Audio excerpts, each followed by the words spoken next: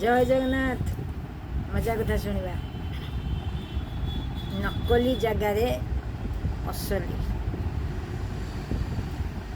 निर्देशक प्रयोजक एवं शूटिंग अन्य समस्त कलाकार एकजुट होती।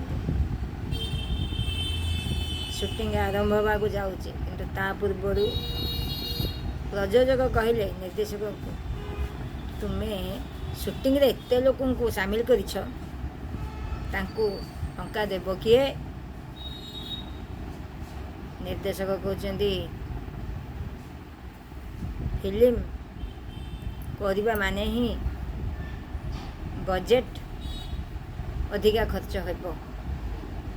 तुम्हें तो बजेट केते खर्च करियो मते कहिना। हौ एबे गोटे काम करवा आमे शूटिंग शेष सीन रे गोटे युद्ध अच्छी से युद्ध रे